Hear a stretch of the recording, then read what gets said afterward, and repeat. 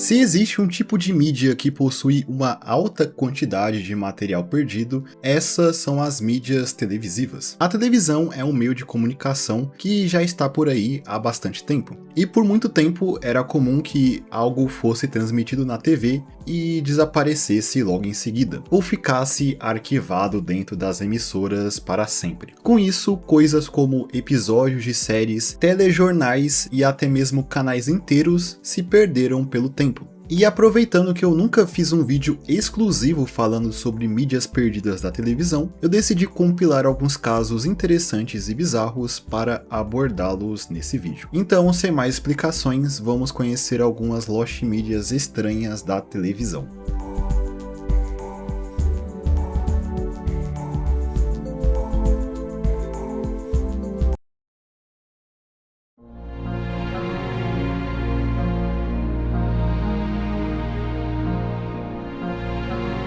Um lugar que podemos encontrar lost mídias bem obscuras da TV brasileira são em canais piratas. Um canal pirata ou um canal clandestino é um canal de TV que opera sem uma licença de transmissão, não sendo um canal regulamentado. Em geral, os conteúdos desse tipo de canal raramente são preservados, então a grande maioria desses canais se perderam completamente. Na verdade, é difícil até encontrar informações sobre essas próprias TVs piratas. Sempre quando você pesquisa o termo TV pirata no Google, a maior chance é de aparecer resultados falando sobre pirataria, IPTV e essas coisas, ao invés de um canal criado por um grupo de pessoas e transmitido sem licença. Temos exemplos como a TV Vento Levou, que é um dos canais clandestinos mais conhecidos do Brasil, que surgiu em 1986 fazendo uma intrusão na transmissão da TV Globo do Rio durante o Jornal Nacional para anunciar que em um outro canal estaria sendo transmitido um protesto contra o monopólio da Rede Globo. Esse tal outro canal, uma TV pirata, se apropriou da transmissão do canal 8, que antes pertencia ao canal TV Rio, para fazer esse protesto.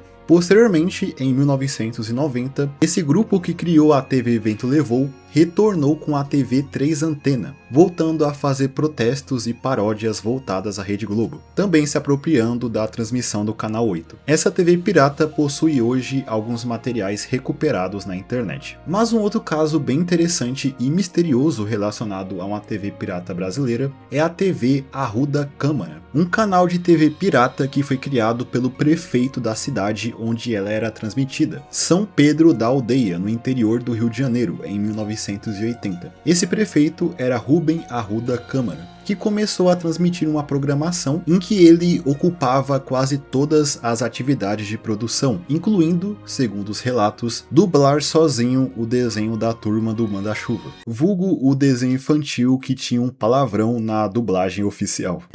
Por que demorou tanto? É dito até que a TV Arruda Câmara, quando ia ao ar, interrompia a transmissão da Globo na cidade. Obviamente, nenhum material dessa TV clandestina está disponível na internet, e é muito difícil encontrar informações detalhadas sobre esse caso. Ele aparece muitas das vezes como uma rápida menção quando se fala da história das TVs piratas no Brasil, com a TV Arruda Câmara sendo frequentemente chamada de um dos primeiros exemplos de TVs piratas no país. Eu não encontrei nem mesmo uma foto desse tal prefeito. E parece que muito do que sabemos vem de relatos de antigos moradores de São Pedro da Aldeia que se lembram desse canal gerenciado pelo prefeito da cidade. E o estranho é que o Rubem Arruda Câmara não foi o único prefeito de uma cidade do interior que fez a sua própria TV pirata. Um prefeito de Guaranésia, em Minas Gerais, e o prefeito de São Joaquim da Barra, em São Paulo, também fizeram o mesmo. Porém, o conteúdo dessas TVs piratas era em grande parte propaganda política.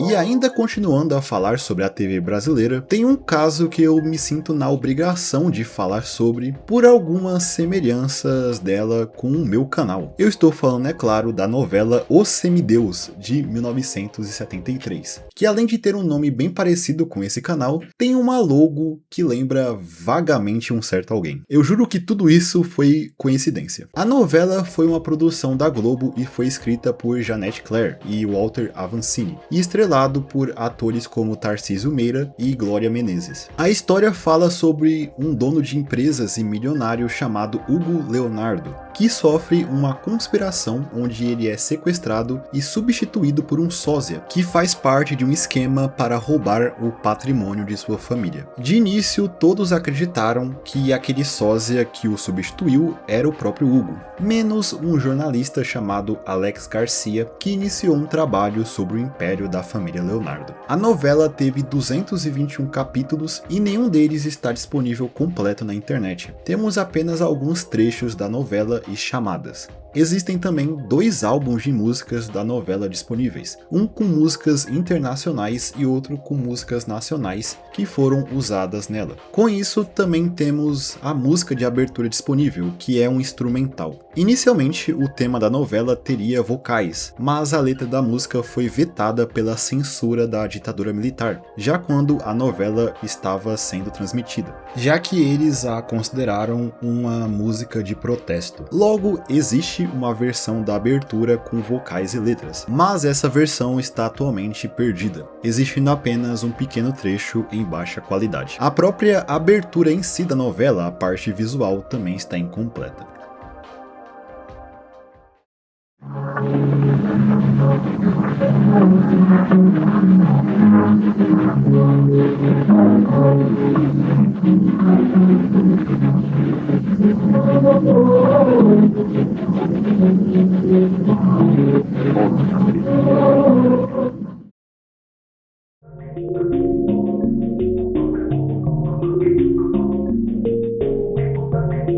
Agora eu gostaria de falar um pouco sobre Lost Waves, já que já faz um tempo que eu não abordo elas aqui no canal. Mas como estamos em um vídeo de Lost Media, eu decidi pegar apenas músicas que estão incompletas. Existem algumas músicas misteriosas que sua fonte é a televisão. Esse é o caso, por exemplo, da canção conhecida dentro da comunidade como You Owe Me Satisfaction. Essa é uma música de autoria desconhecida que vem sendo procurada desde 2019, quando uma compilação de gravações de 1985, retiradas de canais de televisão italianos, foi postada no YouTube pelo usuário Marco Soverini. Na parte onde a música misteriosa aparece nessa compilação, ela é acompanhada por 2 homens dançando de forma meio estranha. Essa gravação foi capturada enquanto o Marco gravava a TV em um VHS, enquanto surfava pelos canais.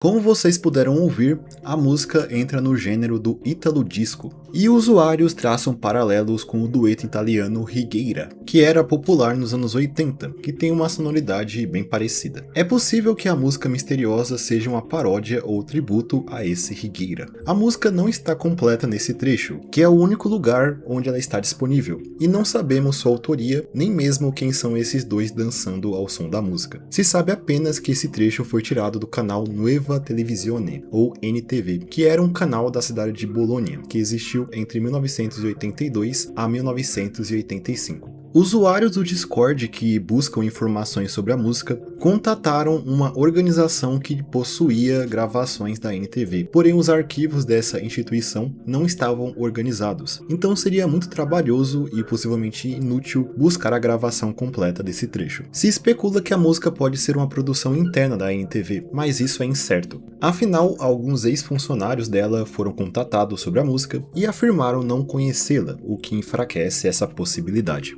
Até o momento, a You Owe Me Satisfaction está incompleta e sem sua autoria conhecida. Mas o maior mistério para mim é o que esses 2 caras estavam fazendo dançando por mais de 1 minuto em um auditório de TV. Qual foi o contexto que levou até essa cena em particular? Existe outra Lost Wave / Lost Media que tem todo um contexto bem interessante e vem lá da Argentina. Assim como aqui no Brasil, os hermanos também experienciaram histerias coletivas que surgiram por causa de uma lenda urbana que assustou boa parte da população. Enquanto aqui no Brasil tivemos o caso da Gangue dos Palhaços, os argentinos ligavam a televisão para receber atualizações do Pitufo Henrique, um suposto duende que habitava as regiões montanhosas do oeste da Argentina, mais especificamente na província de Catamarca. Relatos de aparições do Pitufo Henrique começaram a aparecer em abril de 2000 e rapidamente se espalharam pelo país. Segundo esses relatos, o Pitufo Henrique era um duende azul com olhos vermelhos que tinha uma aparência demoníaca, que também tinha a habilidade de levantar carros e que ameaçava as pessoas. Inclusive, o nome Pitufo é como os argentinos, e eu acho que os outros hispânicos também, chamam os Smurfs. Um canal chamado Crônica TV, que era considerado um canal bem sensacionalista, começou a fazer coberturas do caso do Pitufo Henrique, surfando nessa lenda. Muitas dessas coberturas eram feitas pelo apresentador Cláudio Orellano, e um dos momentos mais conhecidos dessa cobertura pela Crônica TV foi a notícia falsa que eles deram falando que o Pitufo Henrique teria aparecido em um baile, com o noticiário cortando para uma apresentação de um quarteto de músicos que tocavam uma música sobre o duende. Música essa que não apareceu completa no noticiário e o nome do quarteto não foi indicado.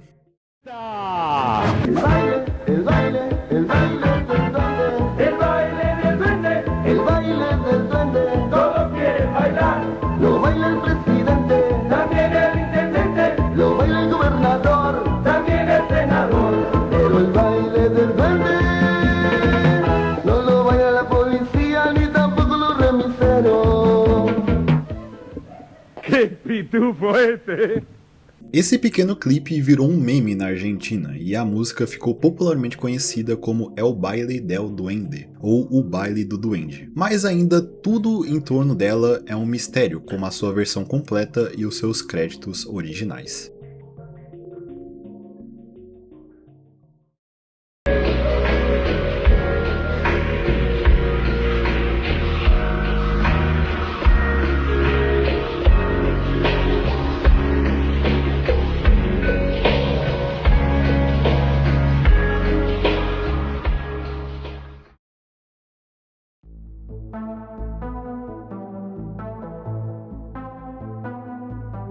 Agora, indo para tópicos mais obscuros, temos uma Lost Media relacionada a um anime bastante popular no Japão, o Doraemon. Uma série que, devido à sua longevidade, possui alguns casos de Lost Media. Doraemon é um mangá criado por Fujiko Fujio em 1969, que acompanha um robô gato do século 22 que volta no tempo para ajudar um garoto chamado Nobita no seu dia a dia. A primeira adaptação de Doraemon em anime foi produzida em 1973 e teve 26 episódios, sendo transmitida pela Nippon Television. Essa versão é considerada menos fiel ao mangá em comparação à adaptação mais conhecida, que foi lançada alguns anos depois, em 1979. Essa versão, quando foi lançada, teve um certo sucesso de audiência e crítica, porém ela não durou mais do que uma temporada. O cancelamento do anime veio principalmente pela falência e dissolução da sua produtora, a Nippon Telemovies. Apesar disso, os episódios continuaram a serem reprisados durante os anos 70, até pelo menos 1979, quando esses episódios foram tirados do ar para não confundir o público com a nova versão que estava sendo produzida naquele ano. E devido à falência, o estúdio vendeu os rolos de filme do anime para pagar as dívidas. Com isso, grande parte dessa versão de Doraemon de 73 se tornou perdida.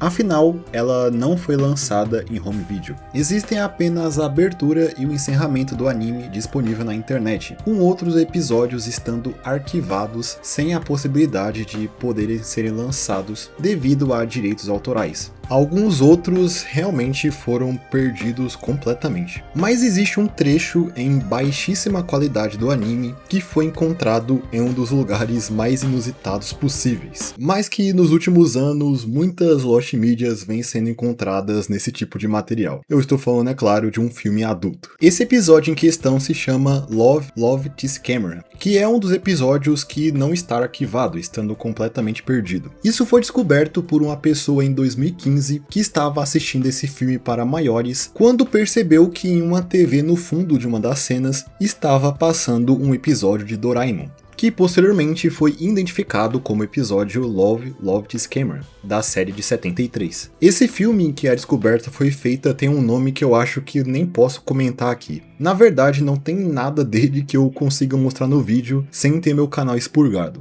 Como esse trecho foi pego passando em uma TV no fundo de uma cena de um filme que por si só já não tinha uma qualidade muito boa, esse trecho está em baixíssima qualidade, então não dá nem para dizer que isso é uma mídia encontrada. Mas ele é ainda o único trecho desse episódio disponível. Quem diria que parte de um anime infantil seria encontrado nesse tipo de conteúdo?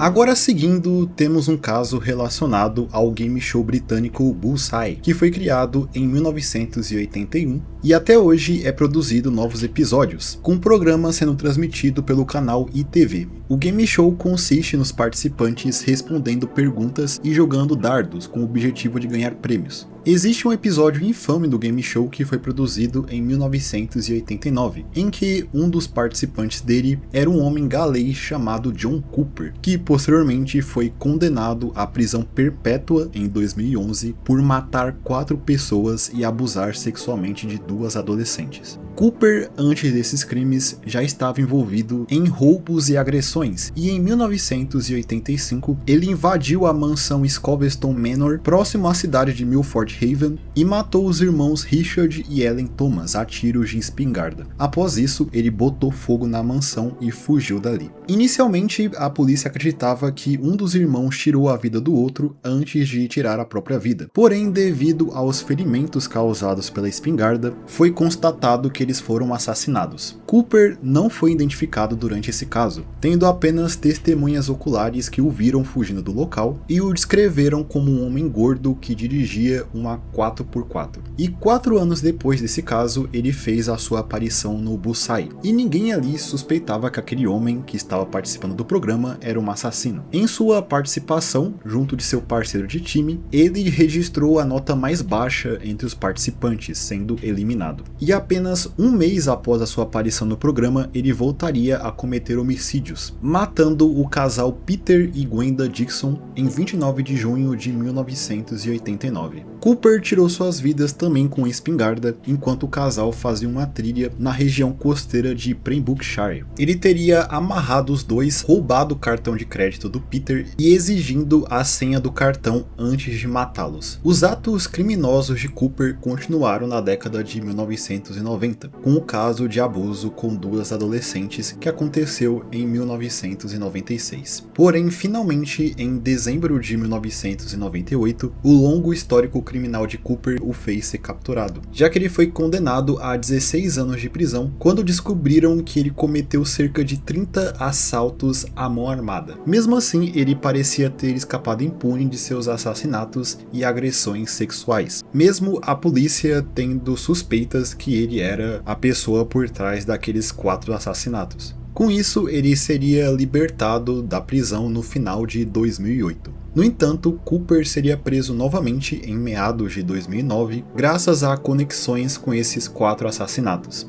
Após a realização de testes forenses, foram encontrados vestígios de sangue de Peter Dixon na espingarda de Cooper, além de um short que se suspeitava ter pertencido a essa vítima encontrada entre os pertences de Cooper. Embora essas evidências por si só já ligassem fortemente Cooper aos assassinatos, foi sua aparição no programa Bullseye que ajudou a solidificá-la quando, durante o seu julgamento, a sua participação no programa foi analisada, e se descobriu que Cooper não apenas demonstrava conhecimento claro da área costeira onde os Dixon foram mortos, mas também suas características físicas na época apresentavam semelhanças com um esboço de um homem que usou o cartão de crédito do casal. Com essas evidências, Cooper foi considerado culpado pelos assassinatos dos Thomas e dos Dixons e recebeu uma sentença de prisão perpétua em 26 de maio de 2011. Após a condenação, John Cooper ficou também conhecido como o assassino do Bullseye, por causa de sua aparição no programa. Aparição essa que hoje temos apenas alguns fragmentos disponíveis. O episódio completo só pode ser encontrado nos arquivos da ITV.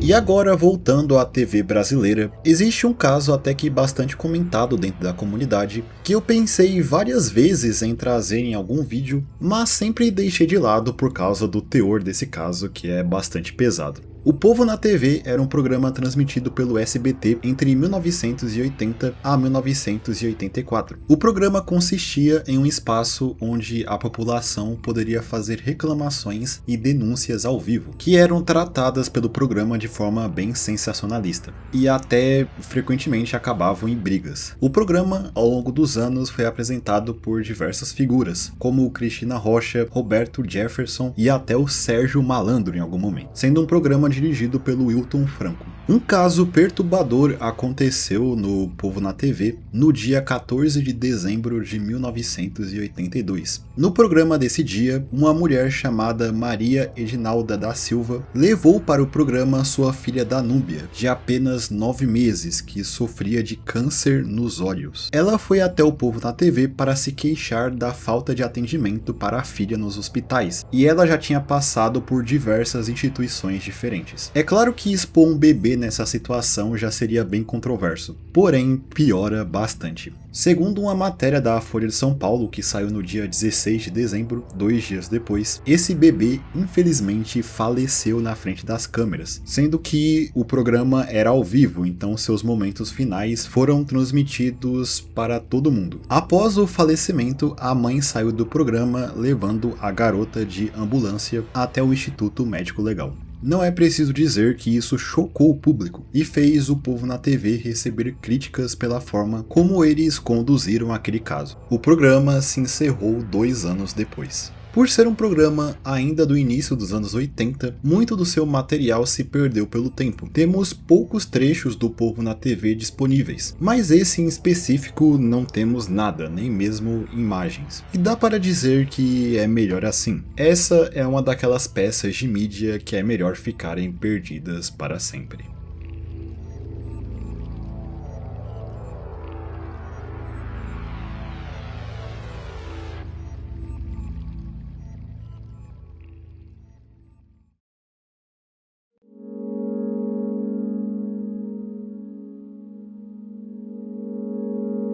Então eu acho que é isso. Essa foi uma compilação de casos de Lost Media relacionados à televisão. Eu espero que vocês tenham gostado do vídeo. Se sim, não se esqueça de comentar aí embaixo, deixar o seu like e se inscrever no canal para mais vídeos como esse no futuro. E no mais é isso, eu espero todos vocês em um próximo vídeo. Até mais.